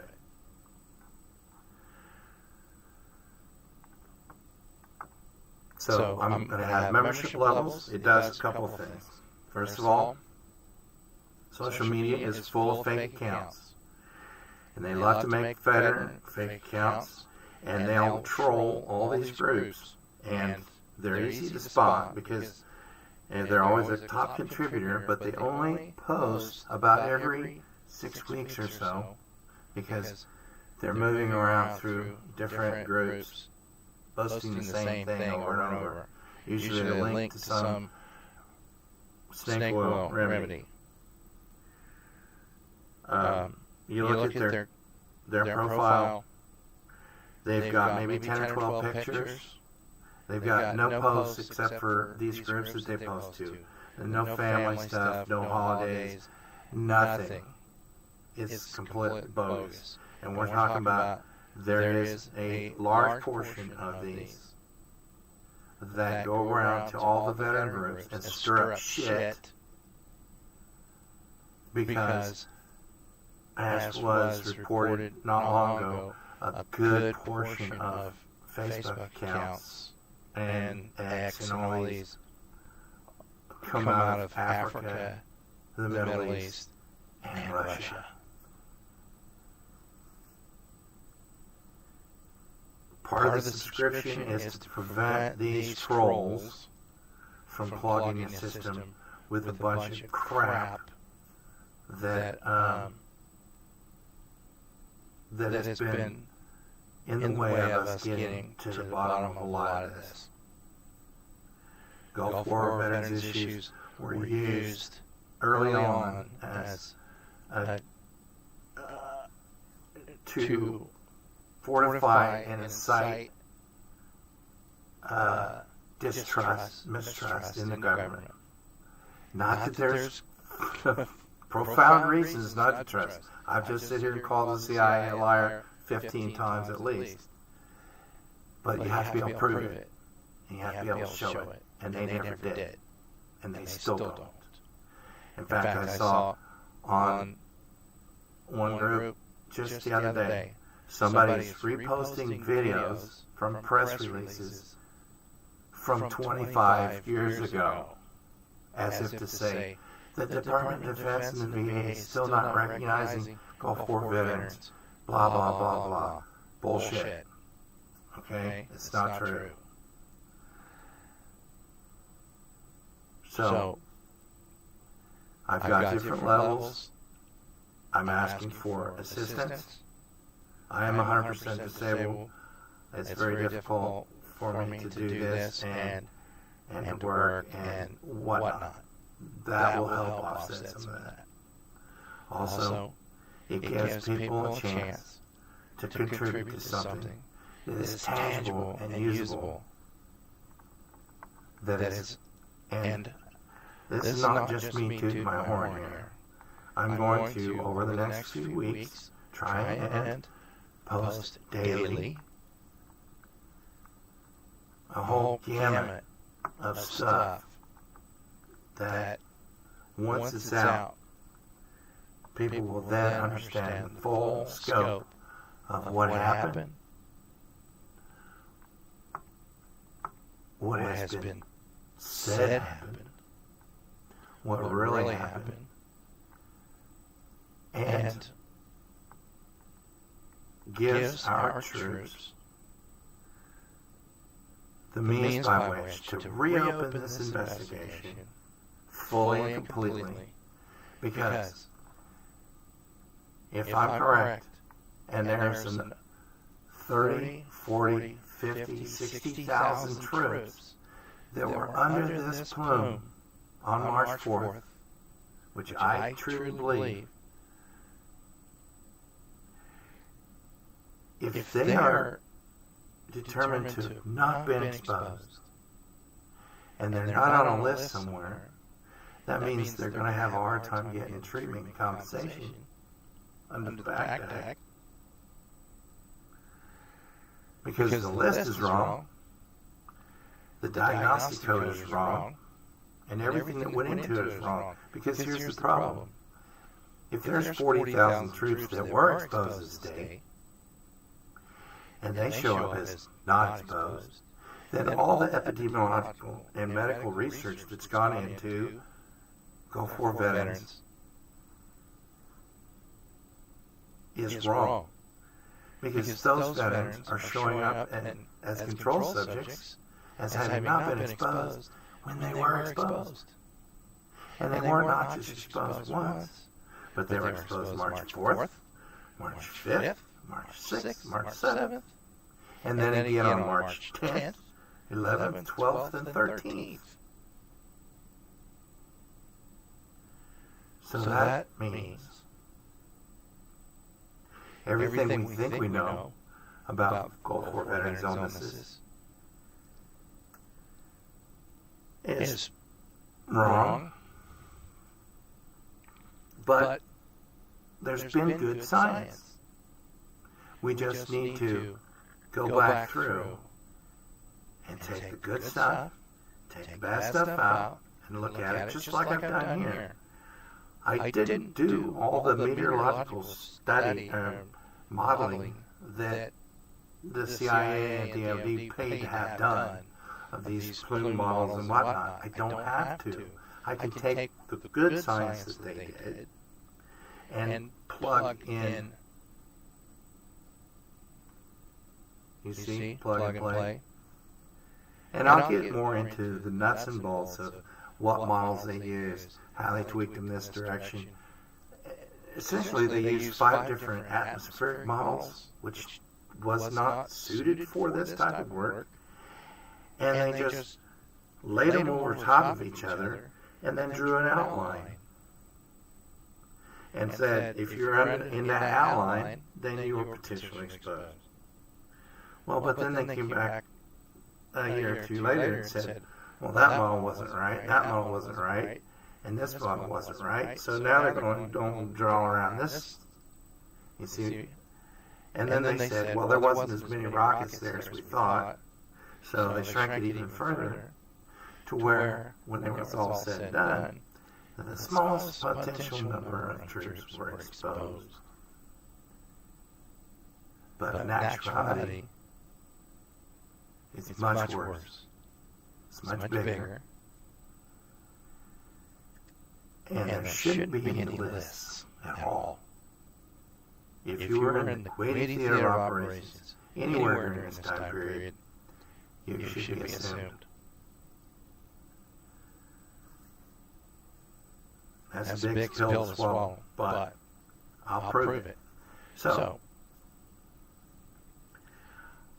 I am the owner and admin of several Facebook groups, Persian Gulf Veterans Illnesses, several of them. I'll be weeding a lot of these trolls out. There will be these videos posted in those forums. And they will be heavily moderated. I've heard every conspiracy theory there is. I've been doing this a long time. You just haven't heard of me. We're going to keep the noise down. This is not a free speech arena at this point in time. I've got a lot of important information to get out to these people. And I do not have the time, patience, or inclination to deal with conspiracy bullshit. Okay? What I say, I can back up. And not back up just once, but back it up as far as it needs to go. Or I don't say it. Believe me, if I wanted to manipulate this data and show you a plume, I could easily do it, couldn't I? I could just start putting stuff up here and saying, oh wow, yeah, see, there it is. No, I'm not doing that. It's not what I'm here to do. I'm here to settle this once and for all. And with your help, and if you will be patient until I can get far enough into this to where the reasonable people can be empowered by this, then we're going to take this back to the Senate and Congress and the DOD. And we're going to do this over again. And we're going to get it right this time.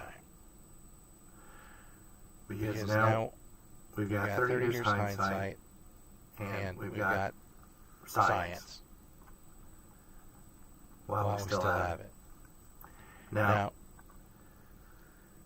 I don't want to get into political crap either, okay? This administration, that administration, it was Bush's war, Clinton covered up, blah, blah, blah, blah, blah. There's one person we got to get this in front of, and it's one person who was adamant and holding hearings and holding the feet to the fire, pressing CIA and just really badgering until trying to get to the truth. And when he finds out that March 4th was, and the lies that went into it, he's going to have a fit. But I need your help because we got to get in front of Bernie Sanders. He was the co-chair of the House Oversight Committee back then and had numerous hearings with him and Christopher Shays, known as the Shays-Sanders hearings. He's now in the Senate Veterans Affairs. Need his help. So, this is going out to you, Bernie. We'll be talking soon, hopefully. With that said, I've got several levels of support on Patreon. I appreciate it. I'm not good at harking this stuff. I have to. I have to so that I can do this, and hopefully it'll only just be a few months. but it enables people to subscribe to something that I hope you will find truthful, informative, and productive, because it's been 30 years, and we don't know what made our veterans sick. We don't know how to make them feel better. I'm sorry, it's bullshit, and I'm about to show you right where that bullshit stops. And it's going to stop right here. Thank you.